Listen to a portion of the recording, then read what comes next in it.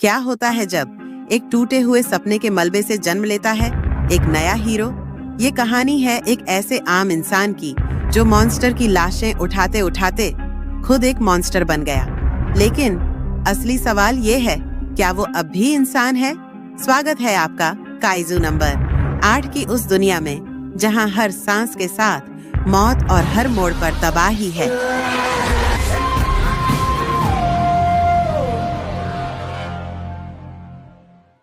Episode की शुरुआत होती है एक बड़े काइजू के टोक्यो पर हमले के साथ। ये मॉन्स्टर सड़कों पर तबाही मचा रहा होता है।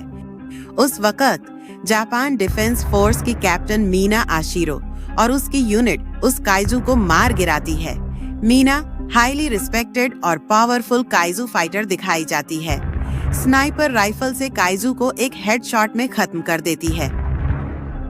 ये सीन दिखाता है कि काइजू अटैक्स इस दुनिया में आम हैं और डिफेंस फोर्स उनसे निपटने के लिए हाईली ट्रेन की गई है। इसके बाद सीन शिफ्ट होता है हमारे मेन कैरेक्टर काफका हिबिनो पर, एक 30 साल का आदमी जो मॉन्स्टर स्वीपर इंक नाम की एक प्राइवेट कंपनी में काम करता है। इसका काम है काइजू के मरे जाने के बाद उनके शवों की सफाई। काफका काम करते वक्त थोड़ा थका मांदा और थकावट भरा दिखता है।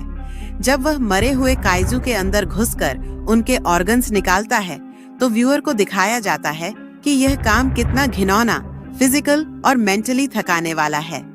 उसी दिन एक नया लड़का रेनो इचिकावा काफका की टीम में ज्वाइन करता है। रेनो एम्बिशियस है, उसका एम है डिफेंस फोर्स में भर्ती होना। पहला दिन होने के बावजूद उसे सबसे गंदा काम मिलता है, काइजू की आंतें साफ करना। काफका उसकी मदद करता है, उसे नॉज प्लग और एनर्जी ड्रिंक्स देता है और समझाता है कि सबने यहाँ से ही शुरुआत की है। यहाँ काफका की अच्छी नेचर और सीनियर एम्प्लॉय की रिस्पॉन्सिबिलिटी देखने मिलती है। रेनो काफका से पूछता है, तुम्हारा ड्रीम क्या था? काफका मुस्कुराकर कहता है, मैं भी डिफेंस फोर्स ज्वाइन करना चाहता था, लेकिन अब देर हो गई।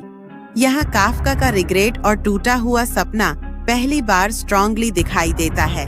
काफका के अंदर की चिंगारी वापस आकर काफका टीवी में मीना आशिरो को देख रहा होता है, जो अब डिफेंस फोर्स की एक हीरो बन चुकी है। काफका ने उससे बचपन में वादा किया था कि दोनों मिलकर मॉन्स्टर से लड़ेंगे। यह मेमोरी उसके दिल को चुभ जाती है। वह रियलाइज करता है कि उसने अपने सपने का पीछा छोड़ दिया है, जबकि मीना ने कर दिखाया। अगले दिन जब दोनों शिंजुकू हॉस्पिटल का बैक एरिया काफका और रेनो एक मरे हुए काइजू की सफाई कर रहे होते हैं। मॉन्स्टर का शरीर अभी भी गर्म होता है। रेनो अपना नया सूट पहनकर काइजू के अंदर घुसने को तैयार होता है। तभी काफका उसे कैजुअली गाइड करता है। काफका हंसते हुए, आज तुझे मिलेंगे काइजू के आंते, welcome to the guts party. Reno अजीब सा मुस्कुराता है, लेकिन साफ झलकता है कि वो घबराया हुआ है। दोनों काइजू के शरीर के पास व्यस्त होते हैं। तभी एक हलचल होती है। अचानक एक छोटा काइजू जिंदा हो जाता है। एक छोटा काइजू जो बड़े काइजू के शरीर में छिपा हुआ होता है, उन पर हमला कर देता है। रेनो पहले थोड़ा घबरा जाता है, लेकिन काफका बिना सोचे समझे उसके आगे आ जाता है और रेनो की जान बचा लेता है। काफका की बहादुरी अपनी जान दांव पे लगाता है। काफका बिना देर किए रेनो और काइजू के बीच कूद जाता है। उसके पास कोई हथियार नहीं होता, सिर्फ एक लोहे की पाइप उठाता है।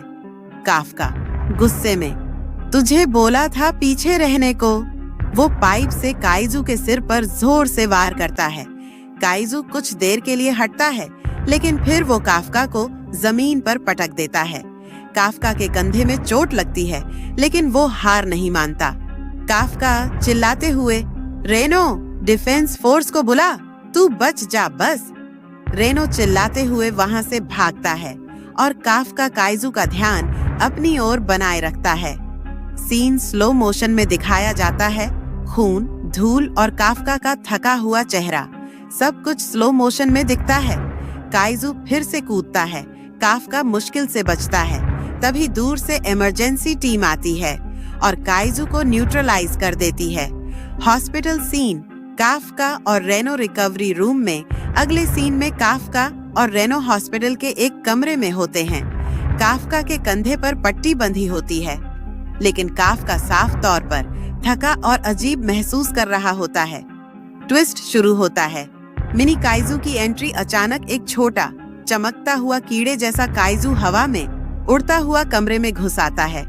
रेनो उसे देखकर चौंक जाता है। रेनो डरते हुए, वो क्या है डॉक्टर? पर कुछ होने से पहले ही वो काइजू सीधा काफ्का के मुंह में घुस जाता है। काफ्का का शरीर कांपने लगता है, आंखें चमकने लगती हैं, मसल्स कसने लगते हैं और धीरे धीरे काफ्का एक ह्यूमनॉइड काइजू में बदलने लगता है। काफ्का शॉक में, ये क्या हो रहा है मुझे? उसका शरीर बड़ा होने लगता है, दांत लंबे हो जाते हैं, त्वचा काइजू जैसी हो जाती है और एक भयानक काइजू रोर के साथ सीन का अंत होता है। तो दोस्तों, यहीं पर काइजू नंबर 8 के पहले सीजन के पहले एपिसोड का ठहराव खत्म होता है। लेकिन सवाल अभी भी जिंदा है, क्या काफ्का अब सच में एक काइजू बन चुका है? क्या वो अपनी इंसानियत को कभी वापस पा सकेगा? और अगर वो एक मॉन्स्टर है तो क्या वो इंसानों के लिए खतरा है या उनका रक्षक? ये सब पता चलेगा आने वाले एपिसोड्स में। इसलिए अगर अभी तक आपने चैनल सब्सक्राइब और वीडियो को लाइक नहीं किया है तो अभी कर लीजिए और मेरे साथ जुड़े रहिए, क्योंकि अभी तो कहानी शुरू हुई है।